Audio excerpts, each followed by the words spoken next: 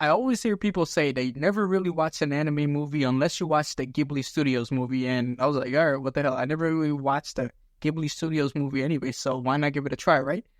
So, well, actually, no, that's a lie. Because when I was a kid, I did watch Ponyo, but I don't remember anything about the movie apart from the fact that there was a girl that turned into a fish or a fish that turned into a girl. I still don't remember, so that doesn't count. So I went through the long list of Ghibli movies and chose the one that has to do with wizards because the book series that I'm reading right now has to do with wizards. It's Earthsea. Ghibli also did make a movie about Earthsea, but apparently it sucked, so I didn't even, give it a watch. And it's not just because I read some reviews that people said it sucked, but I also watched the trailer and I was like, how the hell was this? But anyway, I chose the second best wizard movie, Howl's Moving Castle. So the movie started off with the main character, which is this young 20-something-year-old girl named Sophie that was cursed by a witch that was called the Witch of the Waste because Sophie got more attention from this guy named Howl, which is also the main character of the movie. He's a wizard. So he gave her more attention than he ever gave the Witch of the Waste, and I guess the Witch of the Waste got jealous, and she cursed Sophie and made her into I believe it was like a 70 or 80-year-old woman. One thing that stood out to me was Sophie's reaction to getting cursed. It's unlike something I've never seen in another movie before, because you know how usually in movies when a character wakes up and their face is different, they go like, oh my god, my face, some shit like that.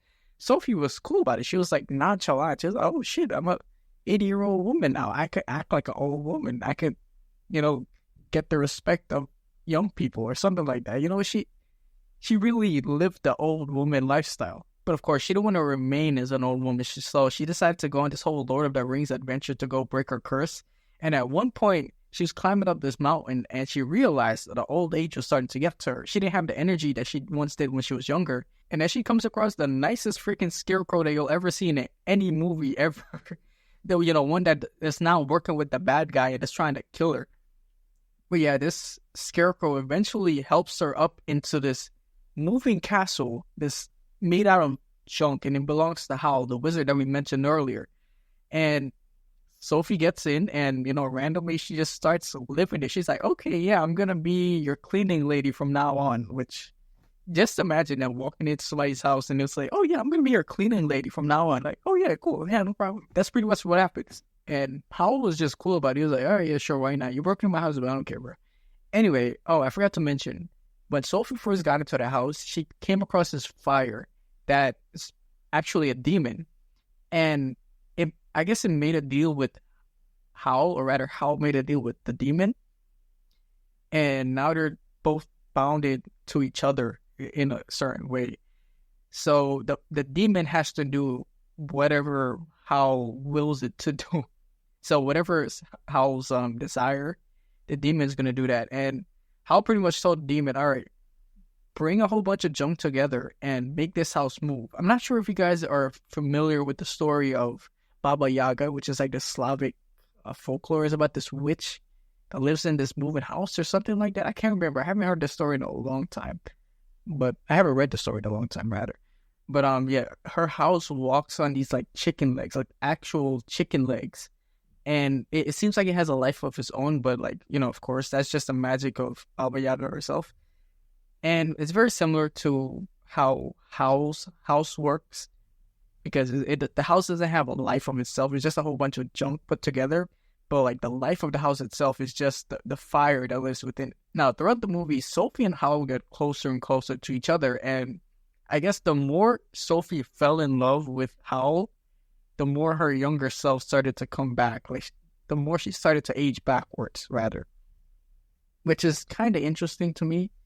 Because I don't know how that worked. They didn't explain the mechanics of the curse at all in the movie. All we know is that the Witch of the Waste cursed her and made her into an old woman, and that's pretty much it. Now, one thing that really caught my attention throughout the movie was the landscape, or rather the artistic style that makes Ghibli Ghibli. Now, also, I don't know if it's Ghibli or Ghibli. I hear people say both, so I don't know which one is right. But for the sake of the video, I'm going to keep saying Ghibli. Now, back to the art style. I don't think there's any way that I could truly describe the style of Ghibli to actually do it justice. You know what I mean? So, here's what I'm going to say. That it's that certain style that brings about a sense of calmness and serenity. You can see it just by looking at the grass, the mountains, and, you know, the entire landscape of the regions that they were in.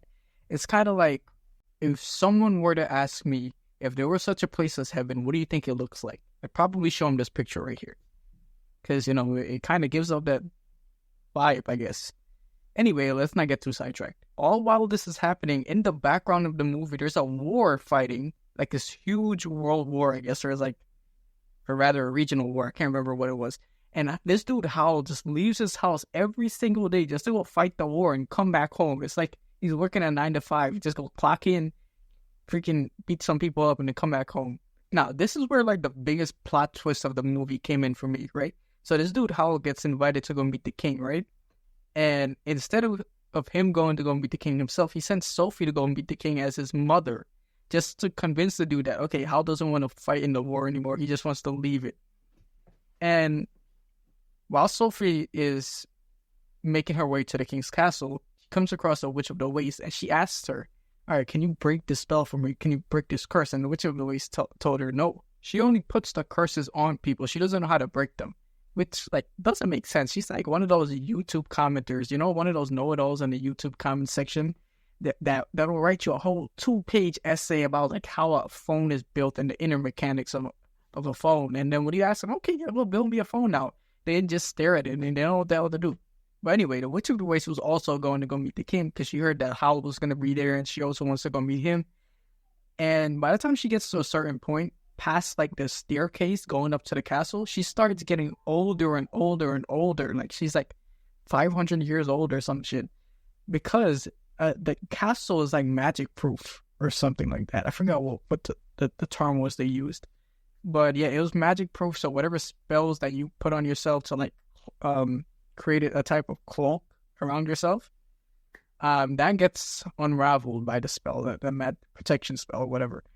And we come across Howell's teacher and son of the king, his original, I guess, wizard teacher or whatever you call him. And it turns out, here's a plot twist, she's the bad guy of the whole movie, pretty much. And the Witch of the Waste got absolutely nerfed. I'm not going to explain the rest of the movie, but long story short, the Witch of the Waste got nerfed. Howell's teacher attacks them. Howell shows up, and they all escape. And it turns into this, like, power of friendship thing where, like, the Witch of the Waste joins their group and just lives with them. And, you know, also, I'm not going to reveal the ending. I don't want to spoil too much of the movie. But long story short, most of the spells got broken. Whatever curses were put on people got broken. Except Sophie, I think. That's the part I'm so confused on. I don't know if Sophie's curse got broken or not. Like, it wasn't clear at all. Like, she did get a little younger by the end of the movie, but her hair was still gray. It still showed signs of aging, which made no sense to me. It just felt like the movie was unresolved. I thought the whole point of this movie was for Sophie to go break her curse. But it turns out to not be that. It turns into some whole power of friendship romance shit. I mean, no, it did have romance vibes throughout the movie, but at the end of it, it just seems like the main plot of the story was unresolved. Maybe Sophie's curse was broken by her falling in love with Howell, but I don't know how. Like, they never explained that. They never made it clear. But overall, I did enjoy the movie itself. Just the ending kind of confused me. That's pretty much it. And before you ask, no, I did not read any Reddit posts, watch any YouTube videos of this movie of people, you know, overanalyzing everything, you know, running background checks, FBI, freaking CIA investigations on these movies like half of these YouTubers do. But I just watched the movie and, you know, I'm telling you what I thought about it. That's pretty much it. So I'll see you all next time whenever I decided to hop on a camera and yap about some random shit again. So until then, yeah, peace.